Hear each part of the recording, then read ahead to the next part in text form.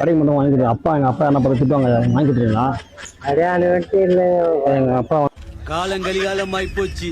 நாங்க சொல்ல வேண்டியதெல்லாம் நீ சொல்லி ஐயா மாத்தானே சொல்லுவாரு. என்ன வாங்கணும்? 1 கிலோ வெங்காயம், 1 கிலோ தக்காளி, சிப்ஸ் அந்த மாதிரி இருக்கா தக்காளி இருக்குதுனால ஐயா வாங்கி சாப்பாடு. ஐயோ, பைத்தியக்கார பையிலிட்டு இந்த நாடு மக்களும் மாட்டிட்டு படுற பாடு இருக்காதுங்களா ஐயா? பார்த்து வாங்கி கூட ஐயா. தக்காளி வெங்காயம் தக்காளி ஐயா ஐயா இது சவன பண்ணா இருக்குதா? ஒழுங்கா இருக்கணும். சும்மா இங்க தேவையில்லாத வேலையெல்லாம் பேசிட்டு கூடாது. அது கூட கிடையாது. 1 கிலோ அரிசி, 1 கிலோ வெங்காயம், இந்த சிப்ஸ் அந்த மாதிரி வாங்கி கொடுத்துருவோம். சிப்ஸ் அந்த மாதிரி வாங்கி கொடுத்துருவோம். 1 வெங்காயம் தக்காளி ஒண்ணுமே புரியல என்னங்க எனக்கு ஒண்ணுமே புரியல.